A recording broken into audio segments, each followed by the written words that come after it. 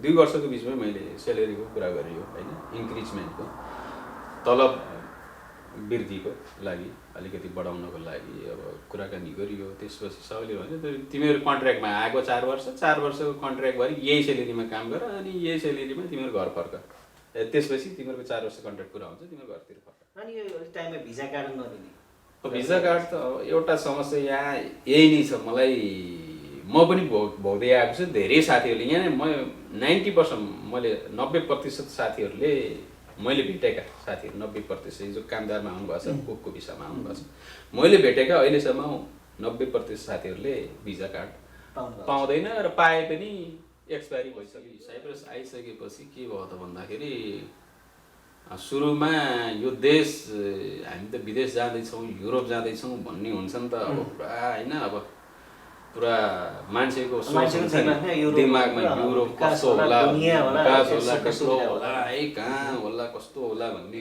भयो। हामीले duplicate fake बनाएर आउनु भनेको दुःख हो एकदम। यहाँ आएर दुःख पाउनु हो। मैले यो अहिले आएका त्यो फेक बनाएर डकुमेन्ट बनाएर आएका साथीहरूलाई पनि मैले भेटेको छु, प्रत्यक्ष देखेको छु, उहाँले भोगेको अनुभवहरू पनि मैले सुनेको छु, देखेको छु होइन। यो चाहिँ यो फेक डकुमेन्ट बनाएर आउने अनि उहाँहरूले चाहिँ कस्तो भने साइप्रस पठाउनुहुन्छ होइन, अब उहाँको पठाउनुहुन्छ तर यहाँ आइसकेपछि आफूलाई दुःख हुन्छ। मेरो अनुभव पनि त्यही हो कि यहाँ चाहिँ सकेसम्म तपाईँले सकली जहाँ जे काम सिक्नु भएको छ त्यही काम सिकेको आधारमा चाहिँ डकुमेन्ट बनाएर यहाँ आउनु भने सबैभन्दा राम्रो हुन्छ।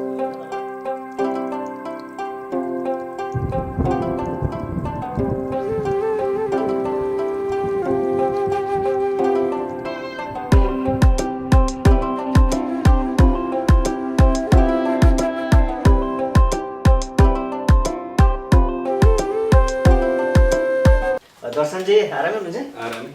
नमस्कार छ है यहाँलाई हाम्रो कार्यक्रममा। अनि के छ आजभोलि तपाईँको हालखबर? एकदम ठिक छ। दिनचर्याहरू कसरी बितिरहेको? के गर्ने, यस्तो खाली समय बिताइरहेछ। अब कामको सिलसिलामा साइप्रस छिरेको पनि 6 वर्ष भयो है, करिब 6 वर्ष भइसक्यो। 6 वर्ष भयो। अब पहिलोपटक मात्रै आएको, पहिलोपटक मात्रै अलरेडी सकेर आएको छु भर्खर नेपाल गएर हजुर। अब यहाँको चाहिँ कस्तो छ भने वातावरण भनौँ न, अब साइप्रसको हामी सेफहरूको लागि मुख्य गरी सिजन र अफ सिजन भन्ने चल्छ यहाँ। र सिजनमा काम हुन्छ र अफ सिजनमा हाम्रो काम हुँदैन। हाम्रो 3-4 महिना खाली बस्नुपर्ने जो यहाँ रिजन छ मेन। त्यसले गर्दा अहिले हामी म भनौँ न खाली नै छु, बसिरहेको छु। 6 वर्षदेखि कुकमा हुनुहुन्छ। यो कुकमा आउँदै गर्दा नेपालबाट तपाईँको कुकको यात्रा कसरी सुरु भयो? कुकको यात्रा सुरु मैले चाहिँ योभन्दा पहिला कुकको यात्रा सुरु गर्नुभन्दा अगाडि चाहिँ बिजनेस व्यवसाय गर्थेँ, आफ्नै पसल गर्थेँ नेपालमा व्यवसाय गर्नु। मेरो इच्छा त थियो कि पसल नै कन्टिन्यू दिउँ, आफ्नो व्यवसायलाई नै अगाडि बढाउँ। भयो के भन्दा अब सोच परिवर्तन भयो केही कारणले र इन्डियातिर लाग्यौँ, विदेशको लागि भनेर होइन। इन्डियातिर लाग्यो, इन्डियातिर गयो। यसो सोचेँ कि मैले के गर्दा हुन्छ, विदेशमा म मेहनत धेरै परिश्रम गर्न सक्दैन, त्यो गरेको छैन। भनौँ न लेबरको काम सकिँदैन। अब मुख्य गरी हामी नेपालीहरूलाई भिजा मिल्ने भनेको लेबरको काममा प्रायः जस्तो। अब स्किल भनेको केही छैन है। एउटा व्यवसाय गरेर बस्ने मान्छेसिम अर्को स्किल खासै हुँदैन है। व्यवसाय गर्ने मान्छेको अर्को सिप हुँदैन, अर्को सिप हुँदैन। मेहनत गर्न पनि अलिकति गाह्रै हुन्छ होइन फर्स्टचोटि। अब त्यसपछि मेरो सोच बन्यो कि विदेश जाउँ, काम सिकेर जाउँ, आफ्नो स्किल बनाएर गएपछि दुःख पाइँदैन भन्ने सोच बन्यो। त्यसको लागि मैले कुक सिक्नु भन्दा पनि म चाहिँ होटल म्यानेजमेन्टको कोर्स गरेँ है। कोर्स गरेँ अनि त्यसपछि कोर्स सकाएपछि 6 महिनाको लागि तालिम लिएँ। 6 महिनाको प्र्याक्टिकल ट्रेनिङ भयो हाम्रो ताज होटलमा। अनि 6 महिनाको तालिम सकेपछि, हाम्रो ट्रेनिङ सकेपछि मैले रेस्टुरेन्ट होटलहरूमा विभिन्न इन्डियामा काम गर्न सुरु गरेँ। 2008 देखि मेरो काम सुरु भयो। मैले आफ्नो एउटा भनौँ न प्र्याक्टिकली रूपमा काम गर्न थालिसकेँ 2010सम्म मैले अनुभव गरेँ। मैले लगभग चाइनिज, इन्डियन, इटालियन खानाहरूमा त्यहाँ चाहिँ आफूलाई अलिकति दरो बनाएँ। अब 2010देखि 2015को बिचमा, यो 5 वर्षको बिचमा म अफ्रिकामा रहेँ। फेरि त्यसपछि अफ्रिकामा म कुकको काममा मलाई भिजा मिलेन। सुरुमा मैले अप्लाई गरिरहेको थिएँ।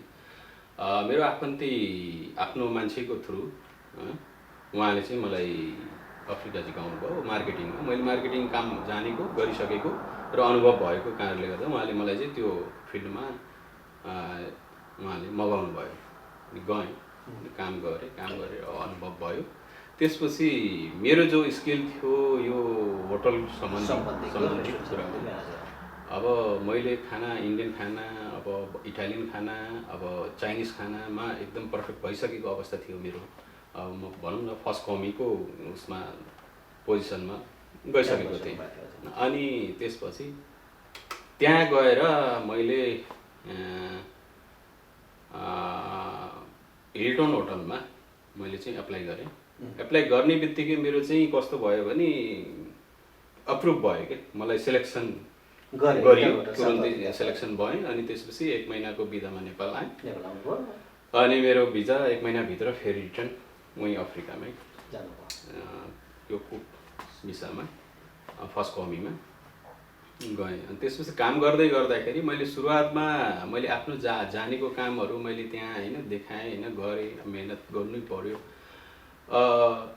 कस्तो भन्दा मेरो दिमागमा कसरी आयो भने एक्स्ट्रा के जस्तो भन्छ नि, मान्छेले काम त गर्छ भनौँ न, अब 10औं वर्ष एउटै पोजिसनमा काम गर्छ नि, गर्छ कि गर्दैन? तपाईँ कमी होटलमा देख्नुभयो भने प्रायः जसो मान्छेले एउटै पोजिसनमा 10औं वर्ष 15 वर्षदेखि काम गरिरहेको हुन्छ। तर मेरो सोच कस्तो भयो भने त्यति बेला म अलिक एक्स्ट्रा गरौँ, अलिकति एक्स्ट्रा मेहनत गरौँ र एक्स्ट्रा पोजिसनको लागि काम गरौँ भन्ने मेरो त्यो बेलाको सोच बन्यो। त्यसले गर्दा मैले हाम्रो मभन्दा माथिका अब हेडहरूले होइन, हेड सेफ भयो, एक्जिक्युटिभ सेफ, सु सेफ होइन, उहाँहरूले चाहिँ मलाई चाहिँ जति बेला खटाउनुहुन्छ ड्युटीमा त्यति बेला नै म हाजिर हुने। मैले त्यो काम चाहिँ मैले आफ्नो डिसिप्लिन अनुशासन भनौँ न देखाएँ। रातिमा काम पर्दा पनि, जस्तै रातिमा गेस्टहरूलाई राति सर्भिस त हुँदैन, 24 आवर्स त हुँदैन होइन। अब एउटा होटलको एउटा आफ्नो नियम हुन्छ छुट्टै। अब 11 बजे बन्द भयो, होटल बन्द हुन्छ होइन। त्यसपछिको टाइममा चाहिँ अब जस्तै गेस्टलाई चाहिँ केही खानाहरू चाहियो, उनीहरू बाहिर घुमेर आएको हुनसक्छ अथवा उनीहरूलाई भोक लागेको हुनसक्छ, त्यो बेलामा चाहिँ खाना चाहियो भन्यो भने अब प्रायः जसो मान्छे सेफहरू त जागिर गर्ने होइन, त्यहाँ स्टाफ त जान मान्दैन। अनि मलाई एक्जिक्युटिभ सेफको कल आउँथ्यो, गेस्टको फोन आएको छ, उसलाई भोक लागेको छ, यो आउन सक्छौ भनेर भन्यो। अहिले अफकोर्स म आउँछु भने आफ्नो ड्रेस लगाएँ, युनिफर्म लगाएँ, किचनमा गएँ, काम गरेँ होइन। अनि त्यो गेस्टलाई मैले त्यसरी चाहिँ खाना पुर्याउने गर्थेँ। हजुर। अनि त्यस पछाडि तपाईँ चाहिँ साउथ अफ्रिका, त्यसपछि त्यो कम्पनीले मलाई चाहिँ कस्तो हो नि, मेहनती भनेको बेला काम पनि गर्ने।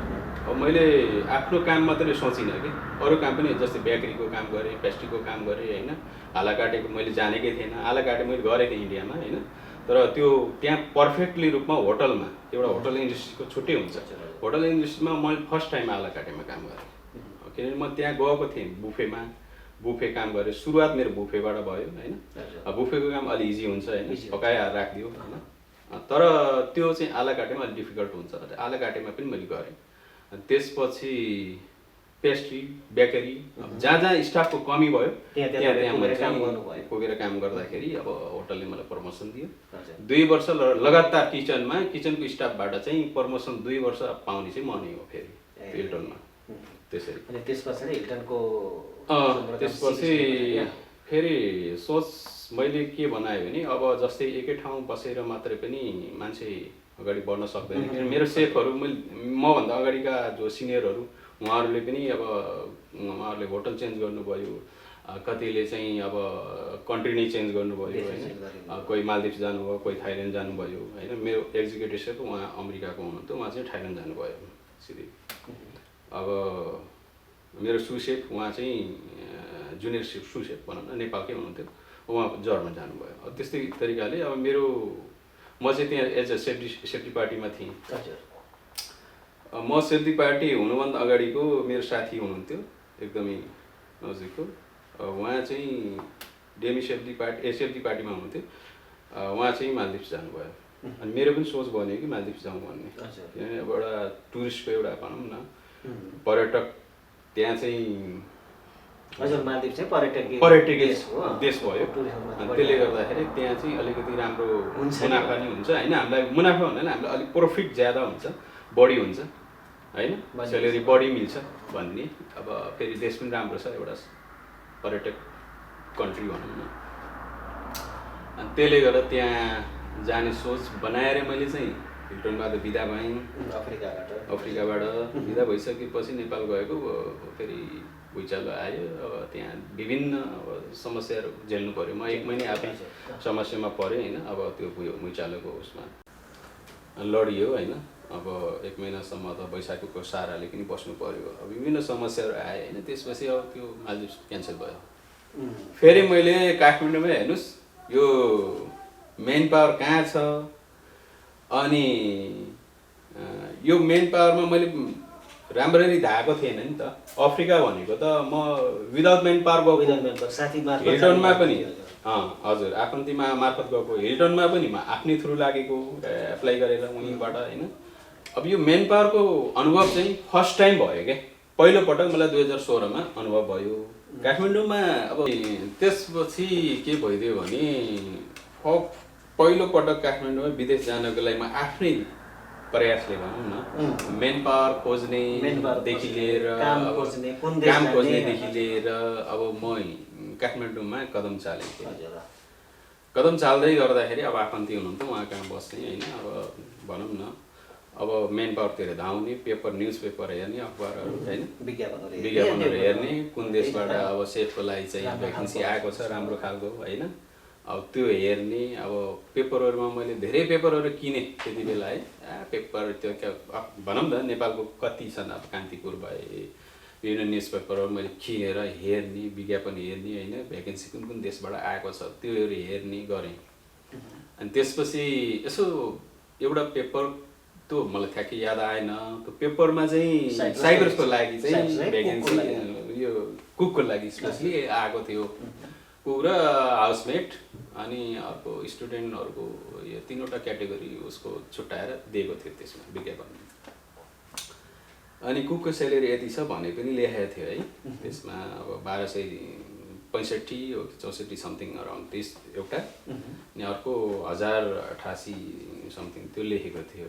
अनि कुक ए र कुक बीको लागि चाहिँ भ्याकेन्सी छ भनेर साइप्रसको लागि भनेर लेखेको थियो। अनि त्यसपछि म अब यहाँ जाँदा कस्तो होला भनेर गएको ठ्याक्कै गइसकेपछि मेरो डकुमेन्ट्सहरू माग्नु भयो, मैले डकुमेन्ट्सहरू बुझाएँ।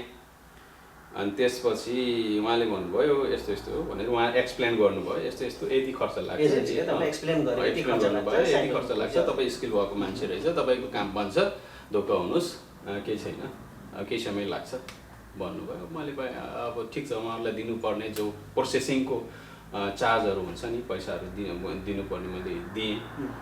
अनि त्यसपछि अब म घरतिर फर्केँ। त्यसपछि तपाईँ यहाँ बस्नु पर्दैन भन्नुभयो, म बसिनँ। अनि घरतिर फर्केँ।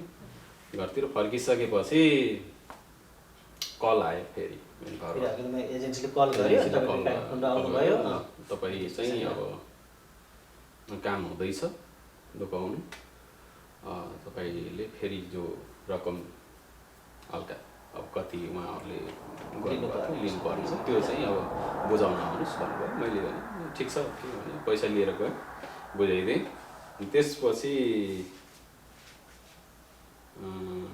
तेस्रो क्रममा चाहिँ मेडिकल गर्न, पुलिस रिपोर्ट गर्न त्यो फर्किसकेपछि फेरि गाउँ फर्केँ। त्यसपछि फेरि बोलाउनु भयो, अनि गएँ होइन। अब त्यो मेडिकल गरियो, पुलिस रिपोर्ट गरियो, अब विभिन्न हुन्छ नि, अब यो सबै प्रक्रियाहरू मिलाइयो।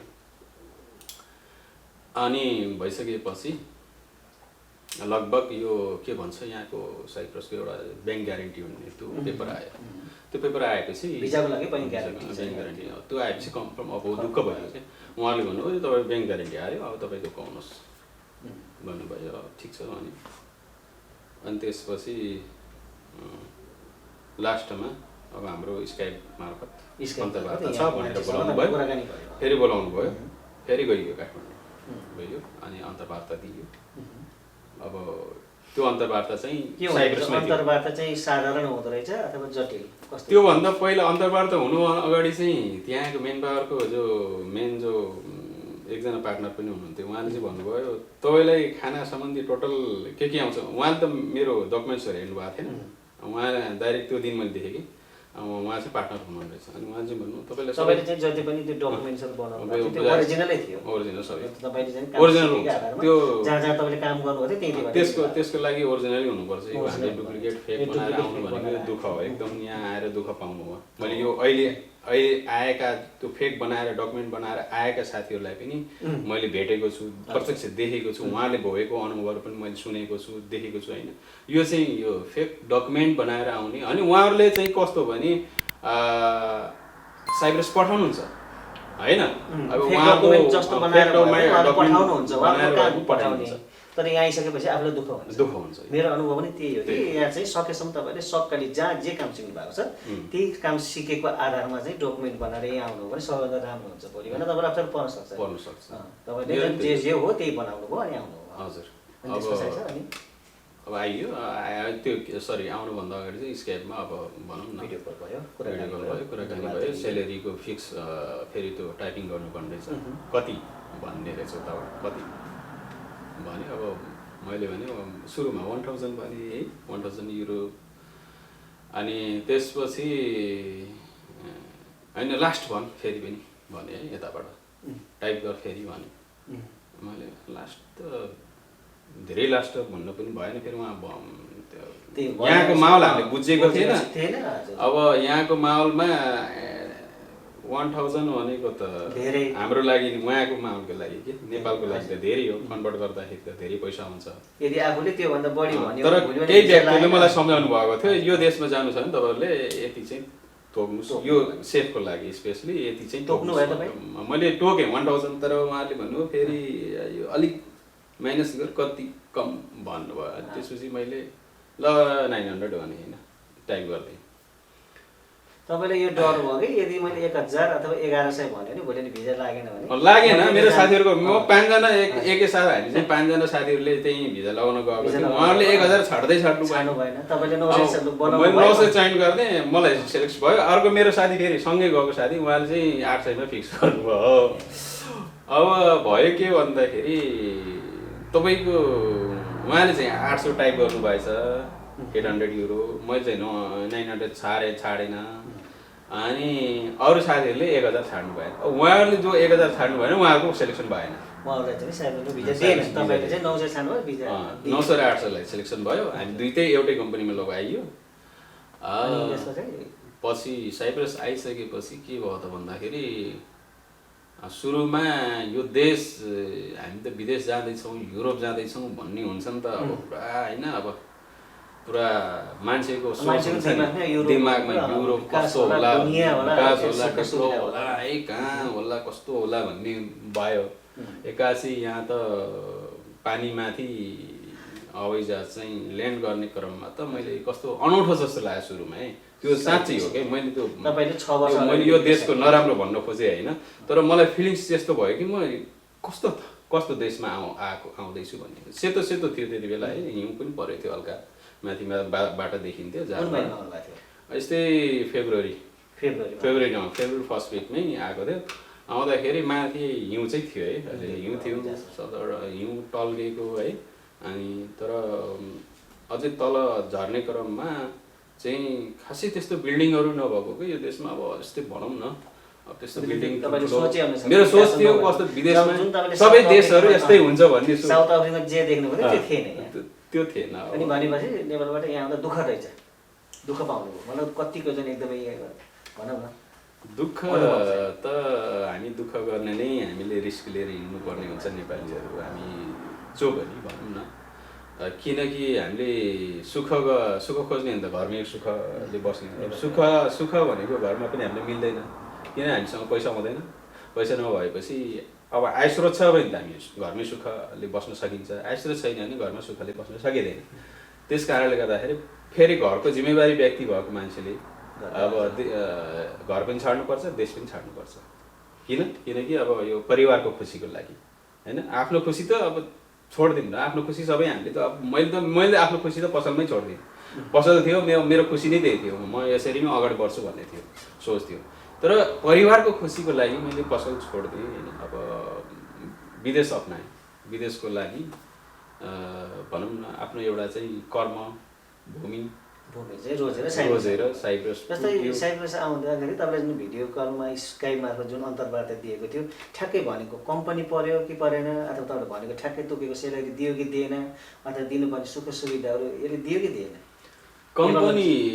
कम्पनी ठ्याक्कै हाम्रो पर्यो जुन कम्पनी भनेको थियो अब त्यो कम्पनी नै हो अब सेलेरीमा पनि अलिकति यहाँ आएपछि फेरि डिफ्रेन्ट उहाँ हामीले जो टाइपिङ गरेको थियो त्यो अनुसार यहाँ सेलेरी उसले बनेन भिन्दै भन्न सुरु गरेको थियो अब मैले भने अब हामी जो गरेर आएको छ त्यसैमै हुने भयो ठिक छ नत्र काम पनि नेपालमा जे भनेको ठ्याक्कै पऱ्यो कि काम भनेको चाइनिज सेफमा हामीलाई चाहिँ त्यो के अरे भ्याकेन्सी खुलाएको थियो तपाईँ चाहिँ चाइनिज काम गर्ने चाइनिज कुकको लागि स्पेसली चाइनिज सेफको लागि भनेर अब उनीहरूले टोकेको थियो त्यही चाइनिज रेस्टुरेन्ट नै रहेछ यो है अब हुन त सोचेको थिएँ मैले ठुलो रेस्टुरेन्ट कहीँ होला भन्ने भयो अब भनौँ न बिजी रेस्टुरेन्ट रहेछ रहन त है मलभित्र एउटा अनि एकदम बिजी हुने धेरै नै व्यस्त हुने क्या लगभग मैले अरू रेस्टुरेन्टमा पनि हेरेँ तर एकदमै धेरै बिजी हुने त्यहाँनिर किन त्यो मलको चहल पहलले गर्दा होला त्यहाँ मान्छे आउने जाने होइन धेरै हुन्छ बिजी अब आउने बित्तिकै काममा डसियो है अब काम सुरु भयो अनि त्यसपछि जुन खानाहरू मैले जो सिकेको थिएँ विगतमा जस्तै तपाईँले जुन उहाँ सिक्नु भएको थियो भारतमा इन्डियामा अथवा तपाईँ साउथ अफ्रिका जुन सिक्नु भएको थियो जे खाना बनाउनु त्यो ठ्याक्कै यहाँ भिन्दै बनाउनु पर्यो लगभग के गर्नु पर्यो आधा आधी नै फरक छ किन भन्दाखेरि त्यतिखेर मैले फरक पाएँ भनौँ न अब यहाँको मेरो साउले नि के भने त्यति बेलाको साउले के भने नि अब होइन यो 50% साइप्रस हो 50% चाइनाको खाना हो हाम्रो यो रेस्टुरेन्टको यस्तै गर्नुपर्छ किनभने यहाँको मान्छेले धेरै चिल्लो पिरो खाँदैन गार्लिक खाँदैन मैले सुरुमा काम गर्ने क्रममा गार्लिक चप गरेर राखिन्थ्यो के अरे होइन भाँडामा अब प्रायः जस्तो चाइनिज खाना मैले गार्लिक राखेँ किनकि हाम्रो त इन्ग्रिडियन्ट्स भनेको मुख्य गार्लिक नै हुन्छ चाइनिज खानामा प्रायः जसो मैले चाहिँ गार्लिक राख्दाखेरि त्यहाँ नराख्दो रहेछ है त्यहाँ चाहिँ के एउटा दुईटा खानामा मात्रै गार्लिक राख्दो रहेछ बाँकी चाहिँ तपाईँले जस्तै तपाईँलाई कन्ट्रोल गर्ने जस्तै सेफ तपाईँभन्दा माथि लगाएको सेफले यो नराख्नु अथवा तपाईँले यो राख्नुहुन्छ अथवा केही पनि भनेको के उहाँहरू कस्तो भने अब पहिले दुईजना हुनुहुन्थ्यो नेपाली है उहाँहरू पनि भनौँ न अब काम सिकेर नेपालबाट काम सिकेर अब भनौँ न विभिन्न आफ्नो अनुभवले आउनुभएको रहेछ उहाँहरू मार्फत हामीलाई चाहिँ अलिकति के सजिलो भयो भने यहाँ यस्तो इन्भाइरोमेन्ट छ यहाँको खाना रेस्टुरेन्ट भन्छ दिनुभयो अब अलिक सजिलो भयो हामीलाई र त्यसपछि मैले मालिकलाई भने यो ठ्याक्कै चाइनिज त छैन खानाहरू तर चाहिँ भिन्दै हुने रहेछ मतलब चाहिँ हामीले उता सिकेको भन्दा यहाँ चाहिँ फरक भिन्दै रहेछ भनेर मैले त्यो भने सबलाई अनि त्यसपछि भने यो 50% साइप्रसको 50% चाइनाको मिलाएर यो कम्बिनेसन गरेर अनि दिने हो कस्टमरले यही खाइरहेको छ यसैमा उनीहरूलाई हेबिट भएको छ बानी परिसकेको छ अनि पिरो खाँदैन पिरो नहाल्नु अनि गार्लिक नहाल्नु एउटा दुईवटा मात्रै डिस छ जो पिरो छ त्यो उनीहरूले यो चाहिँ पिरो छ भनेर मात्रै हामीले उनीहरूलाई एक्सप्लेन गरेको छ उसको मेनुमै त्यसपछि त्यही गरेर खाने भए खान्छ न त नि हरेक खानामा पिरो नहाल्नु गार्लिक नहाल्नु भन्ने जिन्जर नहाल्नु भन्ने खालको कुराहरू अब साउले भन्नुभयो अनि त्यसपछि ठिक छ ओके जस्तोमा आउँछ त्यस्तै ढल्नु पर्यो जुन देशको चाहिने अब भनौँ न त्यहाँको मान्छेले के खालको खानाहरू खान्छ त्यही खालको चाहिने भनौँ न परिवर्तन गरेर हामीले चाहिँ जुन हुन्छ त्यसको टेस्टलाई चाहिँ भनौँ न त्यो देशको चाहिने कला संस्कृति अथवा त्यहाँको मान्छेले खाने चाहिँ टेस्टमा चाहिँ परिवर्तन गरेर ल्याउनु पर्ने भयो। तपाईँले त्यही गर्नुभयो र अब नयाँ आउने मान्छेहरूलाई पनि जुन नेपालमा सिक्नु भएको छ को भिसामा आउँदै गर्दा त्यो ठ्याक्कै हुँदैन। तपाईँले चाहिँ कस्तो भने अब कतिपय भाइहरूले साथीहरूले मलाई कल गरेर पनि भन्नुभयो, सर मैले इन्डियन खाना जानेको छु, तन्दुरको खाना आउँछ, म तन्दुरमा सेफमा काम गर्न लागेको 5 वर्ष भयो भन्नुहुन्छ। मैले भने तपाईँको तन्दुर यहाँ चल्दैन, तन्दुरको लागि यो देशमा डिमान्ड आउँदैन र यो देशले हामीले डिमान्ड गर्ने भनेको चाइनिज र जापानिज खानामा हो। चाइनिज र जापानिज खानामा हामीले डिमान्ड गर्छ यो देशले। नेपालबाट मगाउने भनेको कि त चाइनिज खाना बनाउने, चाइनिज खाना जापानिज खाना, किनकि यो देशहरू एउटा दुईवटा खानाले अलिकति यहाँको मान्छेहरूलाई अलिकति भनौँ न पपुलर रहेछ, प्रभाव पारे रहेछ। जस्तै चाइनिज खानाले प्रभाव पारे रहेछ, अनि जापानिज खानाले प्रभाव पारे रहेछ। अब किन यहाँ डेभलप कन्ट्री पनि भए होइन, विकसित देशहरू भए, अब यहाँको खाना हेल्थी पनि छन् होइन। कुनै अब जापानिज प्रायः जसो खानाहरू हेल्थी हुन्छ, अनि त्यसले गर्दाखेरि यहाँ त्यो खाना चल्दो रहेछ। चल्न चाहिँ यहाँको युरोपियन अब मेडिटेरियन सबै खाना चल्छ। तर कस्तो भयो भने हामी एसियनहरूलाई डिमान्ड गर्ने भनेको है यो दुईवटा खानाले गर्दाखेरि हामीलाई डिमान्ड गर्ने। कि यहाँको मान्छेले इजिली काम गर्न सक्दैन नि त, हो कि नै भन्नु त, तपाईँ आफै भन्नु। अब तपाईँ सेफ हुनुहुन्छ। अब यहाँको मान्छेले यहाँको मेडिटेरियन खाना बनाउँछ, इटालियन खाना बनाउँछ, हरेक खानाहरू बनाउँछ, मेक्सिकन बनाउँछ होइन, ग्रिक बनाउँछ, अब यहाँको साइप्रसको खाना आफै बनाउँछ। त्यसले गर्दाखेरि यिनीहरूलाई यहाँको खानाको लागि बाहिरबाट मान्छे सेफ मगाउनु पर्दैन। हामीलाई मगाउनु भनेको जापानिज खाना कि त जापानिज कि त चाइनिज दुईवटा खाना। नेपालबाट चाहिँ अब नयाँ साथीले यदि आउने नै हो भने विशेषतः चाहिँ कि त सुसी जापानिज खाना कि त चाहिँ चाइनिज खाना। जापानिजको पनि यहाँ बढी प्रभाव भनेको सुसीको रहेछ। सुसीको जस्तै यो भनौँ न अब जापानिजमा धेरै खाना हुन्छ होइन। मैले पनि अब त्यो तेपानेकी मैले पनि काम गरेँ। तेपानेकी मैले ओपनिङ गरेको हो लिमासलमा, म आइसकेपछि ओपनिङ गरेको तेपानेकीको, किनकि मलाई अलिकति नलेज थियो, मैले गरेको थिएँ भने रिटर्नमा। अनि तेपानेकी र सुसी मैले ओपनिङ गरिदिएँ। अनि त्यसपछि चाइनिजमा हामी एकदमै बिजी भइन्थ्यो, व्यस्त भइन्थ्यो, एकदम नै धेरै व्यस्त थियो। पछि तेपानेकी खोलिसकेपछि अब त होइन सुसी पहिल्यैदेखि थियो, सुसी राखेको थियो। अनि तेपानेकी मैले गर्न थालेँ। अनि तेपानेकी र सुसी मैले गर्न थालेँ यतातिर। दुईवटा डिपार्टमेन्ट थियो। साउको त यहाँ ग्रिक खाना पनि थियो, अर्को फेरि अब 4-5वटा यस्तै रेस्टुरेन्ट थियो उसको। अब त्यहाँ अलिकति कस्तो भयो भने काम गर्दै जाँदाखेरि 2 वर्ष नेटवर्क कट्यो है, 2.5 वर्ष तकरिबन यस्तै हुँदाखेरि अब 2 वर्षको बिचमै मैले सेलेरीको कुरा गरेँ होइन, इन्क्रिजमेन्टको, तलब वृद्धिको लागि अलिकति बढाउनको लागि अब कुराकानी गरियो। त्यसपछि सबैले भन्यो तिमीहरू कन्ट्र्याक्टमा आएको 4 वर्षको कन्ट्र्याक्ट भएर यही सेलेरीमा काम गर, अनि यही सेलेरीमा तिमीहरू घर फर्क, त्यसपछि तिमीहरूको 4 वर्ष कन्ट्र्याक्ट पुरा हुन्छ, तिमीहरू घरतिर फर्क भन्यो। यस्तो भन्यो, छुट्टी पनि मिल्दैन भन्यो। अब मैले भने त्यति बेला छुट्टीको कुरा पनि मैले उठाएँ त्यति बेला। भाइहरूले चाहिँ 3-3 वर्षदेखि काम गर्दै हुनुहुँदैछ। भाइ एकजना, अर्को हाम्रो साथी 2 जना हुनुहुँदैछ। उहाँ मध्येमा एकजनाले चाहिँ घर जानु परेको थियो, उहाँले पनि माग्नु भएको थियो सँगै। अनि उहाँलाई पनि छुट्टी मिलेन। उहाँ 3 वर्ष भइसकेछ, उहाँलाई छुट्टी मिलेन। भन्छ साउले भन्छ 4 वर्ष पुरा गर अनि जाऊ कन्ट्र्याक्ट। पहिला कस्तो थियो भने सायद त्यही 4 वर्ष चाहिँ कन्ट्र्याक्ट पिरियड हुन्थ्यो। 4 वर्ष काम गरिसकेपछि अटोमेटिकली रूपमा चाहिँ आफ्नो देश जानु पर्ने। तर अहिले चाहिँ परिवर्तन भएको छ। अहिले परिवर्तन भएको छ। अहिले साउले चाहँदासम्म यो देशको नियम भनेको 7 वर्ष रहेछ। मैले सुनेको है, मलाई त्यो एक्ज्याक्टली थाहा छैन, मैले सुनेको 7 वर्षसम्म यो कुकहरूलाई यहाँ बस्न, कुक भिसामा आउनेलाई अथवा चाहिँ भनौँ न यहाँको डोमेस्टिक वर्कर अब मजाले 7 वर्ष कन्टिन्यू बस्न पाउने, अथवा कम्पनी चाह्यो भने जति पनि बस्न पाउने व्यवस्था त्यस्तो रहेछ। अनि भिजा लाग्दो रहेछ। त्यहाँबाट अलिकति हामी चाहिँ असन्तुष्टि के भयो भने एउटा सेलेरी इन्क्रिजमेन्ट भएन, हाम्रो तलब वृद्धि भएन कन्टिन्यू। अब अर्को कुरा चाहिँ के भइदियो भने हामीलाई छुट्टी मिलेन।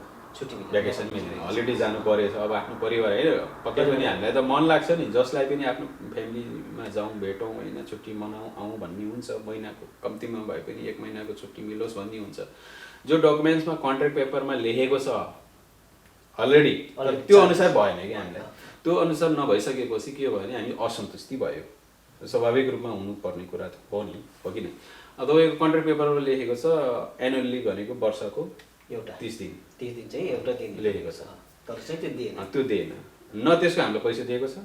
के रहेछ त यहाँ साइप्रसमा जुन चाहिँ कन्ट्र्याक्ट पेपरमा चाहिँ जे भनेको छ त्यो ठ्याक्कै हुँदो रहेछ कि रहेनछ, अथवा पब्लिक होलिडेमा काम सुरुमा यही भन्नुभयो हुन्छ, त्यसमा चाहिँ बोनस यताउता दिँदो रहेछ रहन्छ होइन, त्यो सुरुमा तपाईँले कसो भन्नुभएको थियो कि जस्तै जे उहाँबाट कम्पनी भनेको त्यो पऱ्यो कि परेन, तलब भनेको पऱ्यो कि परेन, त्यो पऱ्यो ठ्याक्कै भने, तर कन्ट्र्याक्ट पेपरमा लेखेका विभिन्न कुराहरू त्यो ठ्याक्कै परेन, किन त्यसको ठ्याक्कै उल्टो भयो, विपरीत भयो। जस्तै हामीलाई एनुअल लिभको पैसा मिलेन, एनुअल लिभ मिलेन, पब्लिक होलिडेमा काम गरेको पैसा मिलेन, त्यो पब्लिक हलिडेमा काम गरेको पैसा मिलेन, वर्षमा पाउने बोनस पनि वर्षमा पाउनुपर्ने बोनस त्यो मिलेन। अब विभिन्न हुन्छ नि, अब खाने बस्ने कुराहरूमा पनि केही कुरामा असन्तुष्टि भयो हामीले। जस्तै खाना पनि अब रेस्टुरेन्टमा काम गर्दाखेरि जे खाइन्छ, अब घरमा कुनै दिन छुट्टी हुन्छ होइन, अब के खाने है। अब तपाईँलाई एग्रिमेन्ट अनुसारको भनौँ न, तपाईँले जुन जुन डकुमेन्टमा एग्रिमेन्ट गर्नुभएको थियो त्यो मुताबिक तपाईँले यहाँ पाउनु भएन, न त तपाईँले 1 वर्षमा पाउने छुट्टी पाउनुभयो, न त बोनस पाउनुभयो, न त पब्लिक होलिडेमा काम गरेको पैसा पाउनु। अनि यो नपाउँदै गर्दा के गर्ने, तपाईँ कतै भन्नुभयो अथवा कतै गुनासो राख्नुभयो, अथवा रोजगारदातासँग कुराकानी गर्नुभयो, अथवा कसैले बोलिदिए अथवा कसैले गरिदिए हुन्थ्यो जस्तो के गर्नु? अब कसैले बोलिदिए भन्दा पनि मैले के सोच बनाएँ भने असन्तुष्टि भइसकेपछि मैले जागिर यहाँबाट चाहिँ रिलिज लिएर अन्त्य काम सर्ने। रिलिज लिन सहिलो छ नि, एकदम गाह्रो छ यहाँ रिलिज लिनु भनेको। त्यो कम्पनीमा त त्यति बेला त अझै उसले के भन्दै थियो भने तिमीहरू सिधै आफ्नो कन्ट्र्याक्ट पुरा गर, अनि जब रिलिजमा यहाँबाट मिल्दैन भने होइन। अनि त्यसपछि मैले बुझ्दै गर्दाखेरि विभिन्न व्यक्तित्वहरूसँग यहाँ अनुभव भएका मान्छे साथीभाइसँग पनि बुझेँ होइन, रिलिज त पाउनुपर्ने हो भन्ने खालको कुराहरू भइसकेपछि मैले रिलिज लिनै खोजेँ कि मैले एकदम यहाँ म असन्तुष्ट छु, अब रिलिज चाहियो भन्ने हिसाबले मैले त्यहाँ मालिकलाई भने पटक। त्यसपछि मैले रिजाइन लेटर लेखेर दिएँ होइन। मुख्य चाहिँ साथीहरूले के गर्नुपर्छ भने त्यतिकै हिँड्नुहुन्न, काम छोडेर होइन रिलिज माग्नु हुँदैन, एजेन्टकोमा गएर बसेर रिलिज माग्नु हुँदैन। मेन मुख्य कुरा चाहिँ के गर्नुपर्छ भने अब तपाईँलाई काममा त्यहाँको कम्पनीमा असन्तुष्टि छ, केही कुराहरू मन परेको छैन, चित्त बुझेको छैन भने तपाईँले रिजाइन लेख्नुहोस्, यो कुरामा मलाई चाहिँ चित्त बुझेको छैन, यो कुराले गर्दाखेरि म यो कम्पनीमा बसिरहन निरन्तर दिन सक्दैन भनेर लेख्नुहोस्, राम्रोसँग रिजाइन लेख्नुहोस्, रिजाइन लेटर दिनुहोस् कम्पनीको सबलाई, अनि उसले पढ्छ होइन। अनि त्यसमा साइन दिनुहोस्, सिग्नेचर लिनुहोस् होइन। अनि त्यसपछि रिलिज दिएन भने अब तपाईँको यहाँ 2वटा अप्सन रहेछ। मैले सोधेँ होइन, विभिन्न ठाउँमा सोद्धाखेरि अब कानुनी रूपमा जाने नि अब कोर्ट पनि छ होइन, हामीलाई कोर्टले पनि हेल्प गर्छ। अब माइग्रेसन यहाँको इमिग्रेसन गएर हामीले त्यहाँ गएर अब यो यस्तो भयो यहाँबाट मलाई रिलिज चाहियो भने पनि त्यो इमिग्रेसनले नै दिलाउँदो रहेछ। अनि त्यो रहेछ, तर मलाई त्यस्तो गर्नु पर्यो। मैले भने सिधै साउले के भने तँलाई रिलिज चाहिँ इमिग्रेसनले दिन्छ भने, अनि ठिक छ आइएम ह्याप्पी ओके भन्दै म इमिग्रेसन जान्छु, म इमिग्रेसन गएर रिलिज लिएर आउँछु। त्यो भन्ने बित्तिकै उसले रिलिज लेखेर दियो। त्यतिमा चाहिँ अलिकति आफू चाहिँ हुन्छ म रिलिज मेरो रिलिज लेटर उहाँबाट मिल्छ भने म उही जान्छु, उहीँबाट लिन्छु भन्दाखेरि अब उसले आफैले रिलिज लेखेर तुरुन्तै लेखेर दियो। सकियो त के थियो अनि त्यसले गर्दा त्यसमा काम खोज्ने क्रममा है साइप्रसमा सुरुमा अब म स्किल भएको व्यक्तिलाई त खासै समस्या हुँदो रहेछ। तपाईँ काम स्किल छैन अथवा चाहिँ त्यति पर्फेक्ट हुनुहुन्न भयो भने तपाईँले काम सकेसम्म डुप्लिकेट त तपाईँले आउँदैन आउनुहोस् भन्छु क्या नयाँ साथीहरूलाई। तपाईँ धेरै दुःख पाइन्छ, म्यान पावरले डुप्लिकेट डकुमेन्ट बनाएर फर्जी बनाएर पठाएर यहाँ दुःख पाउँछन् क्या। यो किनभने पछि दुःख पायो भने त्यो मैले देखेको छु, कहीँ भाइ साथीहरूले देखेको छु, भनेको सुनेको छु। 600 युरोसम्म पनि काम गरे उनीहरूले होइन, फेक डकुमेन्टबाट आउँदाखेरि कामको नलेज छैन होइन, फेक डकुमेन्टबाट आएको छ अनि यहाँ 600 युरो पनि दिएको उनीहरूलाई हैन हजुर। त्यो भनेको त आफ्नो कमजोरी आफ्नो कमजोरी त्यही भएर चाहिँ त्यस्तो खालको चाहिँ त्यो फर्जी कागजपत्र बनाएर नआउनुहोस् हैन सकेभरि स्किल दक्ष भएर काममा पर्फेक्ट भएर कामको जानकारी लिएर मात्रै आउनुहोस्। यहाँ आउने भनेको मुख्य भनेको अब विभिन्न खाना तपाईँहरूलाई आउँछ होला होइन पर्फेक्ट सेफ पनि हुन्छ यहाँ पर्फेक्ट सेफ पनि दुःख पाएर जानुभयो मलाई कल गरिराख्नु त उहाँले यस्तै घटना मेरो पनि घटेको छ एकजना साथीले पर्फेक्ट सेफ होइन मतलब चाहिँ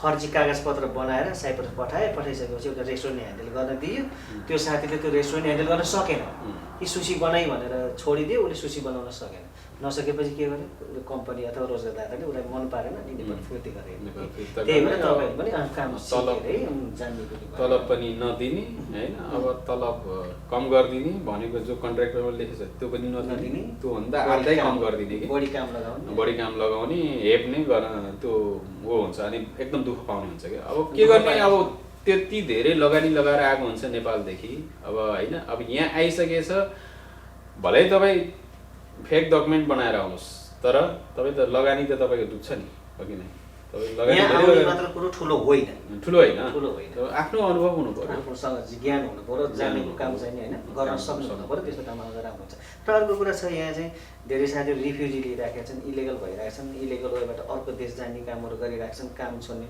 यस्तो विषयमा तपाईँले के भनिदिनुहुन्छ त्यो 6 वर्षदेखि यहाँ हुनुहुन्छ अब यो त कस्तो हो नि अब यही कारणले हुन्छ जस्तै कम्पनी राम्रो परेन या अथवा चाहिँ आफू राम्रो परिएन दुइटै हुन्छ एउटा कम्पनी नराम्रो पर्यो एउटा आफ्नो कारणले जस्तै आफू राम्रो परिएन जस्तै आफूमा कुनै स्किल छैन कुक विषयमा आइएछ तर स्किल छैन त्यो कारणले त्यो समस्या आउँछ त्यो समस्या आउने भनेको कस्तो भने अब कम्पनीले मन पराएन तपाईँले काम छोड्नु पर्यो अब धेरै टचर सहनुपर्छ धेरै कुराहरूको होइन अब तपाईँले काम जान्नु भएन कम्पनीले मन पराएन त्यो एउटा कुरा भयो अर्को तपाईँलाई कम्पनी मन परेन तपाईँलाई कन्ट्र्याक्ट पेपरमा लेखे जस्तो तपाईँ पर्फेक्ट हुनुहुन्छ तपाईँलाई कम्पनी मन परेन दुईवटा कुराले चाहिँ काम छोड्नु पर्ने हुन्छ काम छोडिसकेपछि मान्छेमा के हुन्छ त भन्दाखेरि अब यहाँ कसरी बस्ने कहाँ बस्ने के हो है त्यो समस्याहरू आउँछन् अब एजेन्टले म राख्दैन भन्छ होइन म राख्दैन त आफ्नो साथीभाइको एड्रेस भएर छोडिदिन्छ अब तँलाई ठिक छ कामैको भने म काम खोजिदिन्छु मलाई पनि भन्यो काम खोजिदिन्छु टेन्सन नगर फेब्रुअरीसम्म बस भने होइन मैले अक्टोबरमा काम छोडेको फेब्रुअरीसम्म मलाई उसले भन्यो त कसरी बस्छ आफ्नो साथीभाइको बस भने फेब्रुअरीसम्म त म इलिगल भइहाल्छु नि अथवा चाहिँ मेरो भिजा सकिन्छ होइन म कसरी बस्छु भन्ने भयो अनि त्यसपछि म काम खोज्ने क्रममा हिँडेँ होइन काम खोज्दै जाँदाखेरि अब भनौँ न अब इटालियन रेस्टुरेन्टमा पनि गएँ इटालियनमा म सिलेक्ट भएँ पापोसमा गएँ एउटा रेस्टुरेन्ट थाई रेस्टुरेन्टमा म थाई खान जानेको मान्छे फेरि थाईमा नि म सिलेक्ट भएँ तर अन्तिममा तेस्रो पटक यहाँ आउँदाखेरि आइएनपा आउँदाखेरि म अहिले हाल आइएनपामा छु आइएनपा आउँदाखेरि यहाँ चाहिँ चाहिएको रहेछ ओपनिङ गर्ने र क्रिएटिभ माइन्ड भएको र स्किल भएको र राम्रो पर्फेक्ट सेफ सुसीको लागि चाहिएको रहेछ हेड सेफ चाहिएको रहेछ अनि त्यस भएर यहाँ चाहिँ सिलेक्सन राम्रो भयो कुराहरू सबै भन्ने भयो अनि हामी डिस्कस कुरा गरिसकेपछि अब सेलेरीको कुराहरू पनि फिक्स भयो र उहाँहरू ओके हुनुभयो यसले गर्न सक्छ भन्ने उहाँहरूलाई पनि लाग्यो र विश्वास गर्नुभयो जो काम मैले गरेर पनि देखाएँ होइन त्यहाँनिरबाट अब तपाईँ त्यो सम्बन्धित काममा दक्ष भयो कुनै समस्या भएन समस्या हुने भनेको कस्तो हो भने अब मैले भनिहालेँ अब आफूमा अलिकति केही कमजोरी छ भने काम नछोड्नुहोस् तपाईँलाई रिलिज काम चाहिँ रिलिज लिएर तपाईँ चाहिँ खाली बस्नु पऱ्यो भने महिनामा खाली बस्नु पऱ्यो भने गाह्रो हुन्छ होइन यो देशमा सपोर्ट होइन या त तपाईँलाई पैसा नेपालबाट मगाउनु पर्ने हुन्छ अथवा चाहिँ होइन त्यो हुन्छ कि विभिन्न समस्या हुन्छ अनि अन्तिममा के हो त भन्दाखेरि रिफ्युजी लिने अथवा इलिगल बस्ने होइन इलिगल बस्यो भने तपाईँ अब यहाँ पुलिसले समातिहाल्यो भने तपाईँलाई यहाँबाट यो देशबाट डिपोर्ट गरिदिन्छ नेपाल पठाइदिन्छ अर्को कुरा चाहिँ अब अर्को अप्सन रिलिज लिनु भनेको राम्रो कुरा भएन रिलिज भनेको एउटा शरण लिने हो रिफ्युजी एउटा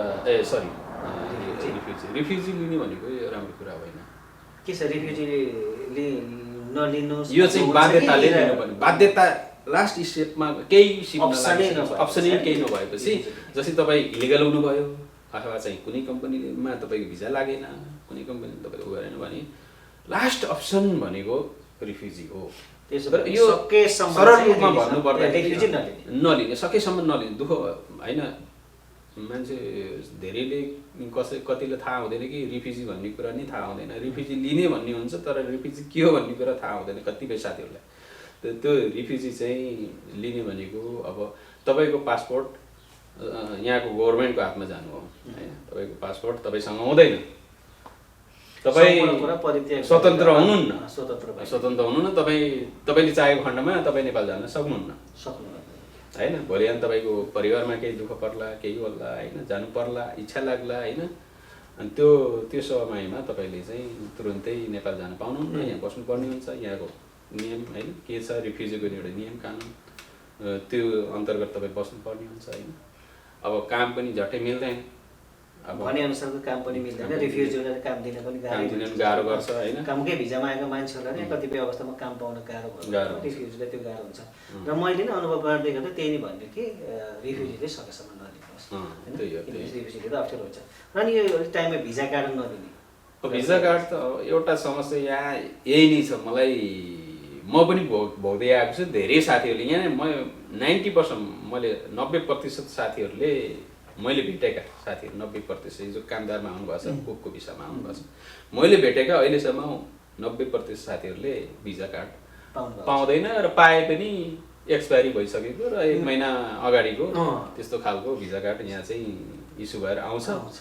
अनि त्यसले कुनै हाम्रो डकुमेन्ट यहाँ बन्दैन। जस्तै हामीलाई अब लाइसेन्स बनाउनु पर्यो, ड्राइभिङ सिक्नु इच्छा छ, सिकेको छ, जानेको छ, लाइसेन्स गाडी किन्ने रहर छ होइन। अथवा यहाँबाट भनौँ न अर्कै साइडतिर घुम्न जाउँ भन्यो भने भिजा कार्डकै प्रब्लम देखाउँछ। म आफ्नो सोचाइ हुन्छ कि, जस्तै मेरो सोचाइ हुन्छ हलिडेमा अर्को देश जाउँ घुमौँ भन्ने हुन्छ नि त। जस्तै यहाँ अब विन्टर भिजा 3 महिना भिजा हुन्छ, 3 महिना भिजामा या नेपाल नभएर अर्को देश गएर घुमौँ भन्ने त्यो पनि छैन, त्यो कार्डै हुँदैन हामीसँग। अनि त्यसले गर्दा हामी त्यहाँ रोकिन्छौँ। मुख्य कुरा त्यो रिजन चाहिँ यहाँ छ, एउटा समस्या समयमा नदिने छ र दिइहाले पनि एक्सपायर भएको दिन्छ, जसले चाहिँ काम गर्न चाहिँ भनौँ न यहाँको चाहिँ अफिसियली काम गर्नको लागि अप्ठ्यारो पार्छ। र अन्तमा दर्शन सर, अब साइप्रसमा आउन चाहनुहुन्छ कुक भिजामा, कोही नेपालबाट नयाँ साथीहरू, अथवा साइप्रसमा पनि अब छन् नि अब कुकमै काम गरिरहेका अलिकति भनौँ न 1-2 वर्ष काम गरिरहेका साथीहरूलाई सल्लाह सुझाव दिन तपाईँ के भन्न चाहनुहुन्छ, के दिन चाहनुहुन्छ नयाँ आउने र यहाँ गरिरहेका?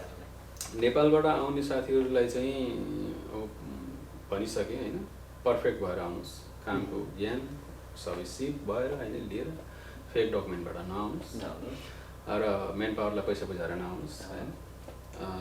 पैसा बुझाएर भने आफ्नो क्षमता अनुसार, दक्ष क्वालिटी अनुसार आउनुहोस्, तर पैसा बुझाएर मात्रै नआउनुहोस् भन्न चाहन्छु। भनौँ न फर्जी कागजमा। अब त्यसले समस्या यहाँ निम्ताउँछ। अर्को कुरा, यहाँ रहेका साथीभाइहरू जो दुःख पाउनु भएको छ होइन, कतिपय साथीहरूले भनेको जस्तो सेलेरी पाउनु भएको छैन, भने जस्तो काम पाउनु भएको छैन। अब कामबाट विभिन्न समस्या भएर छोडेर पनि बस्नु भएको छ होइन।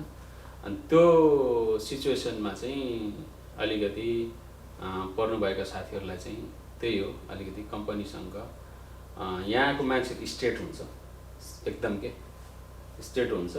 यिनीहरूलाई चाहिँ कस्तो भने यिनीहरूसँग चाहिँ पहिले कुरा गर्नुपर्छ, हरेक कुरा पहिले तपाईँले जे गर्नु छ पहिले गर्नुहुन्छ। जस्तै भनौँ न अब मैले यो गर्छु, यो काम मेरो हो, यति म गर्छु, यति सेलेरी, यति टाइमिङको पनि ख्याल गर्नुहोस्। तपाईँ जस्तै सुरुमै 9 घन्टा गर्नु छ भने 9 घन्टै काम गरिदिनुहोस्, त्योभन्दा एक्स्ट्रा 10 घन्टा नगरिदिनुहोस्। त्यसको प्रोफिट तपाईँलाई मिले छैन भने नगर्नुहोस् क्या, किनभने तपाईँलाई त्यही रेसियोमा लान्छ। फेरि 11 घन्टा काम गराउँछ, तपाईँलाई 11 घन्टा पैसा दिँदैन।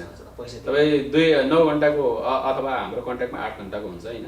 म पनि 8 घन्टाको कन्ट्र्याक्टमा आएको मान्छे है, तर मैले 9 घन्टा पनि गरेको छु, 10 घन्टा पनि गरेको छु, तर मैले 9 र 10 घन्टाको सेलेरी त्यो आएको छैन है, एक्स्ट्रा गरिदिइरहेको छु। मैले सुरुमा के भने 1 घन्टा गरिदिउँ न के जान्छ भन्ने हिसाबले गरियो। अब त्यो 1 घन्टाको नियमै भयो क्या, त्यो रुल्सै बन्यो। यहाँको मान्छे स्टेट हुन्छ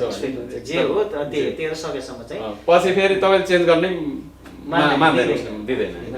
तपाईँ 9 घन्टा काम सुरुमा त 9 घन्टा काम गर्दैछ, अब चाहिँ फेरि किन भन्ने कुराहरू गर्छ। त्यही भएर चाहिँ तपाईँहरू पनि रुल अनुसार स्टेप बाई स्टेप जसरी हुन्छ तपाईँले सिधा तरिकाले चल्नुहोस् र केही गर्नु पूर्व होइन जानकारी गराउनु अथवा भन्दा राम्रो हुन्छ। र यो कार्यक्रमको बिट मार्दै गर्दा तपाईँलाई मनमा लागेको र पूरणजीले यो कुरा सोध्दै हुन्थ्यो अथवा मलाई यो भन्न मन लागिरहेको थियो भन्ने जस्तो केही छ भने कार्यक्रमको अन्तमा भनिदिन सक्नुहुन्छ बिट मार्दै गर्दा तपाईँलाई भन्न मन लागेको कुरा। भन्न मन लागेको कुराहरूमा अब त्यही हो, अब हाम्रो सेफ विषयमा जति पनि आउनु भएको छ साथीभाइहरू होइन, अब उहाँहरूले सकभर होइन कम्पनीको नियम विपरीत नगइदिनुहोस्। र अर्को कुरा आफूलाई धेरै कुराहरू चाहिँ ज्ञान छैन भने पनि अलिकति होइन अलिकति काट्नु मिल्छ, त्यो काट्नु मिल्छ। त्यो अब भनौँ न अब सकेसम्म चाहिँ कम्पनीको नियम विपरीत गर्नुहोस्, कम्पनीको नियमकै फलो गर्नुहोस्। तपाईँले जे काम गर्नु इच्छा लागेको छैन भने त्यो कामलाई चाहिँ अझै राम्रो गर्दै लैजानुहोस्। भोलि बिहान नयाँ आउने मान्छेहरूलाई पनि सजिलो हुन्छ। तपाईँहरूले हामीले यहाँ काम गरिराखेको मान्छेले प्रभाव पार्ने भने भोलि अरू नेपालीहरूले पनि एउटा भनौँ अवसर पाउँछ। तपाईँ त्यही त मैले भन्न खोजेको नि त्यही हो, जहाँ काम गर्दै हुनुहुन्छ तपाईँले त्यो नियम विपरीत नगरिदिनु, कम्पनीको नियम विपरीत नगरिदिनुहोस्, एक्स्ट्रा पनि नगरिदिनुहोस्। भोलि अर्को साथी आउनेलाई चाहिँ गाह्रो नहोस् होइन। तपाईँले कुन नियममा काम गर्नुभएको छ होइन, नियम विपरीत गरेर काम गरिदिनु भयो भने जस्तै कन्ट्र्याक्ट। दर्शनजी अब अन्तमा तपाईँलाई यो कार्यक्रमको बिट मार्दै गर्दा तपाईँलाई भन्न मन लागेको कुरा जस्तै मैले यो भन्न पाएँ हुन्थ्यो अथवा पूरणजीले मलाई यो कुरा सोध्दै हुन्थ्यो त्यस्तो केही लागेको छ भने अन्तमा कार्यक्रमको बिट मार्दै गर्दा भन्न सक्नुहुन्छ। नयाँ आउने साथीहरू नेपालबाट कन्ट्र्याक्ट पेपरमा जुन कुरा लेखेको हुन्छ अब यो नै ठ्याक्कै पाइन्छ भन्ने त्यो आशा गरेर नआउनु। यो कुरा कम्पनी रोजगारदातासँग राम्रो कन्भर्सेसन गर्नुहोस् होइन। अर्को कुरा सेलेरीको कुरा, तलबको कुरा भयो। जस्तै तपाईँलाई स्काइप मार्फत लास्टमा अन्तर्वार्ता दिन्छ कति तलब दिने भन्ने कुराहरू हुन्छ। तपाईँ त्यो कन्ट्र्याक्ट पेपर पनि देखाएको हुन्छ, कन्ट्र्याक्ट पेपरमा लेखे अनुसारको त्यो हुँदैन। तपाईँले जो फिक्स गर्नुभएको छ स्काइपमा अन्तर्वार्तामा तपाईँले मन्जुरी दिनुभएको छ म यतिमा आउँछु भनेर त्यहीमै आउने हो। र अर्को कुरा चाहिँ कहिले पनि कन्भर्ट गरेर नसोच्नु होला नेपालमा मैले 1000 युरो पाएँ भने त म नेपालमा धेरै हुन्छ, मेरो त 2 लाख धेरै नै हुन्छ होइन, 1.5 लाखभन्दा माथि नै हुन्छ रेसियो भन्ने खालको त्यो सोच बनाएर चाहिँ नआउनुहोस्। किनकि यहाँ खर्च छ होइन, तपाईँले गाह्रो हुन्छ। फेरि यहाँ सिजनेबल कामहरू छ होइन, जस्तै सिजनमा प्रायः जसो यहाँ सिजनमा काम चल्छ, अफ सिजनमा तपाईँ खाली बस्नुपर्ने स्थिति हुन्छ। त्यस कारणले गर्दाखेरि तपाईँ त्यो पनि सोचेर आउनुहोस्, त्यही अनुसार तलब तोकेर आउनुहोस् नयाँ आउने साथीहरूलाई। अर्को कुरा यहाँ जो साथीहरू हुनुहुन्छ विभिन्न प्रब्लममा फेस गर्नुभएको छ। कसैले रुम राम्रो भने जस्तो पाउनु भएको छैन होइन, कम्पनीले दिनुपर्ने सुविधा दिएको छैन। अब खाना भनौँ होइन, खाना पनि अब 2 टाइम दिनुपर्ने अब होइन, त्यो ब्रेकफास्ट दिनुपर्ने त्यो कुराहरू चाहिँ त्यो दिएको छैन होइन भने पनि त्यसमा चाहिँ अलिकति तपाईँहरूले बेझिझक भएर एउटा टिम तपाईँहरूले अब 4 जना नेपाली हुनुहुन्छ भने 4 जनाले एउटा एकमत लिनुहोस् क्या। तपाईँ एउटाले चाहिँ नियममा कुरा गर्न खोज्ने होइन, अब हामी नियममा जाउँ भन्नु खोज्ने, अब 3 जनाले चाहिँ अब यस्तै चलिरहेछ चलोस् भन्ने खालको त्यो नगर्नु। तपाईँ मिल्नुहोस् न, मिले जतिको राम्रो केही हुँदैन। त्यो तपाईँको टिम मिल्यो भने तपाईँहरूलाई पाउनुपर्ने सुविधा तपाईँहरू डेफिनेटली पाउनुहुन्छ। यति कुरा चाहिँ लिनु होला भन्छु होइन। हामीले पनि त्यही गरेको, हामी पनि लिमासल मैले काम गर्दाखेरि गर्दै गर्दाखेरि हामीले त्यहाँ टिम मिलेको थियो। हामीले जुन कुरामा हामीलाई चाहिँ प्रब्लम भयो हामीले चाहिँ मिलेर कुरा राख्दाखेरि सुनवाई भयो, मिल्यो। जुन कुरामा एक्लै मैले यो कुरा एक्लै अगाडि बढेँ त्यसमा चाहिँ त्यो मैले पाएन। त्यस्तो हुन्छ। त्यसले गर्दाखेरि एक्लै नबढ्नु, साथीहरू मिलेर जानु र साथीहरूलाई पनि मिलाउने प्रयास गर्नु। त्यो एउटा चित्त नबुझेको कुराहरू साथीहरूसँग मिलेर चाहिँ अभिव्यक्त गर्नु, सुनवाई गर्नु। रोजगारदाता कम्पनीले अवश्य पनि यो कुराहरू सुनेछ है। ल धेरै धेरै धन्यवाद दर्शनजी, हाम्रो कार्यक्रमलाई समय दिनुभयो। धन्यवाद।